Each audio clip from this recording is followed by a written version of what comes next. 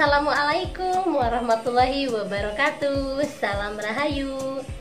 Ketemu lagi dengan saya di Karindo Aji Channel. Apa kabar semuanya? Pada sehat? Di video kali ini insya Allah yang akan kita bahas yaitu pesikutan keris dan filosofi keris. Yang dinamakan pesikutan ialah penelitian Purnagara, penelitian terhadap bagian-bagian tertentu dari besi, ganja, sor-soran dengan ricikannya, waduk dan juga pucuk, garapnya, keserasiannya, dan juga pakem motifnya, lebar bilahan, panjang wilahan, keserasian, juga condong dan tegaknya bilah keris. Misalnya gagrag keris itu terkesan demes, luwes, wagu, wingit, kembak, prigel, sopan, sumungkem, dan juga merabot. Banyak sekali ya macam-macamnya. Konon katanya apabila seseorang memiliki sebilah keris dengan pesikutan luwes, orang tersebut akan disenangi banyak orang karena orang tersebut menjadi luwes dalam berbagai hal di kehidupan dan pergaulan sehari-harinya.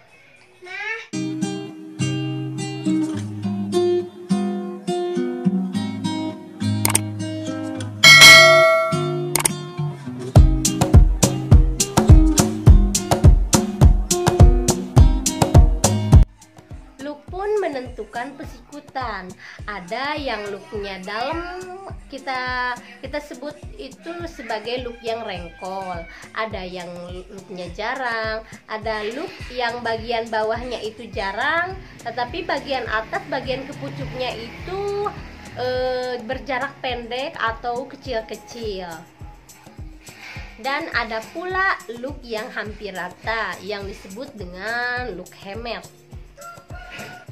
Disitulah dapat kita gambarkan atau kita bayangkan ibarat manusia dalam tatanan kehidupan. Dengan memahami pesikutan keris, ikut paham juga dengan tangguh keris tersebut atau zaman dibuatnya keris.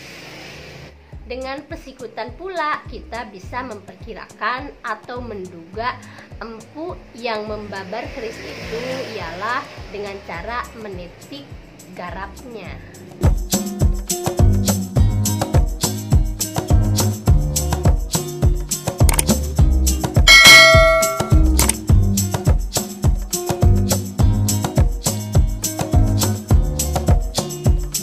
Tadi sudah kita bahas pesikutan keris ya.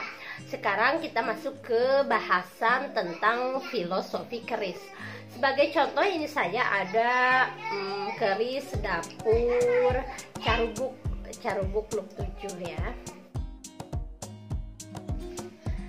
Dalam filosofi Jawa, dapur carubuk mengandung makna untuk selalu mengingat asal, menjalani hidup dan kehidupan sesuai yang telah digariskan, menyerahkan segala sesuatunya kepada kehendak yang di atas, dan mempunyai sikap batin sanggup menerima ikhlas semua kehendaknya, baik berupa rahmat maupun ujian setelah kita melakukan upaya ikhtiar. Sikap ini akan membuat kita tidak akan lelah maupun putus atas menghadapi tantangan hidup untuk mencapai yang lebih, karena usaha dan perjuangan yang dilakukan untuk mendapatkan peningkatan, bukan berdasarkan nafsu dan ambisi semata, tetapi sebagai sebuah laku atau kewajiban manusia dalam hidup. Sikap ini juga membuat perilaku selalu ikhlas dan bersyukur atas anugerah Tuhan. Kita buka.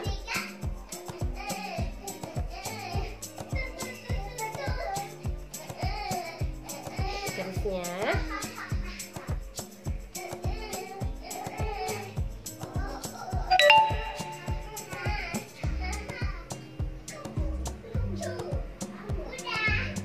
Keris look 7, dapur carubuk.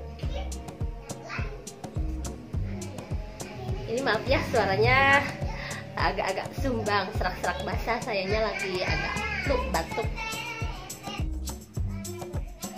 Untuk keris carbuk ini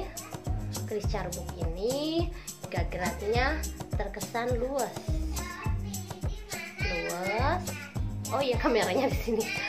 Luas, looknya look kembang. Artinya looknya tidak begitu merengkol gitu, tengah rengkol cek bahasa Sunda nama, tidak merengkol, tidak begitu merengkol bah. Pokoknya ini teh kerisnya keris galuh, keris galuh, looknya kembang. Untuk pamor, ini pamornya pamor ceprit, bisa dilihat. Pamor ceprit, pamornya nyeprit ya. Oh ini kameranya di sini.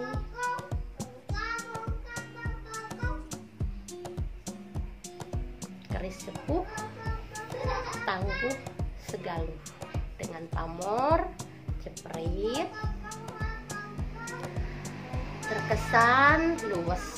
Looknya look apa? Look kembang.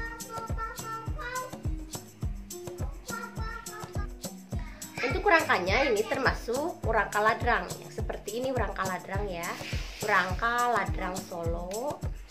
Kayunya kayu jati gembol. Ini pendoknya pendok buton, ukir pendok buton.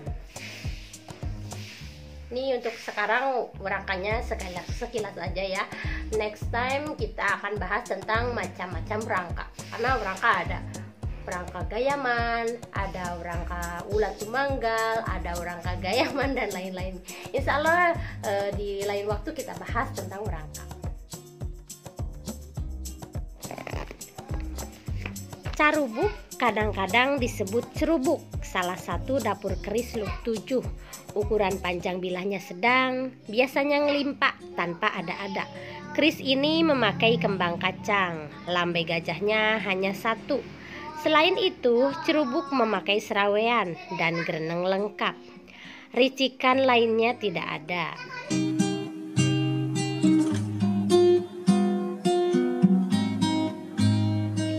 Menurut cerita rakyat, bentuk keris dapur carubuk diciptakan oleh Empu Supo Anom alias Jaka Supa atas pesanan Kanjeng Sunan Kalijaga, salah seorang wali terkenal di Pulau Jawa.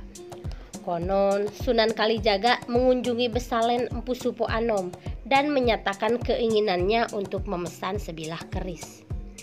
Dapurnya terserah sang empu, asalkan itu merupakan dapur baru. Saat itu Sunan Kalijaga memberikan bahan pamor sebesar klungsu, biji buah asam Jawa. Sang empu bingung, bagaimana mungkin bahan pamor sekecil itu bisa membuat keris. Mengetahui bahwa Supo Anom bingung, sang wali membesarkan hatinya dengan mengatakan agar empu itu mengerjakannya dengan memohon petunjuk dari Tuhan. Katanya, insya Allah keris iku dadi saka karsa lan pangwasaning Allah. Artinya, insya Allah keris itu terjadi berkat kehendak dan kekuasaan Allah. Setelah memohon petunjuk dari Tuhan, Empu Supo Anom bekerja dengan penuh semangat. Setelah jadi, keris itu diperlihatkan kepada Sunan Kalijaga. Wali terkenal itu puas akan hasil kerja Supo Anom dan memberi nama dapur keris itu dengan nama Carubuk. Bagi sebagian pecinta keris, dapur Carubuk baik dimiliki oleh mereka yang berkecimpung di bidang agama dan ilmu spiritual.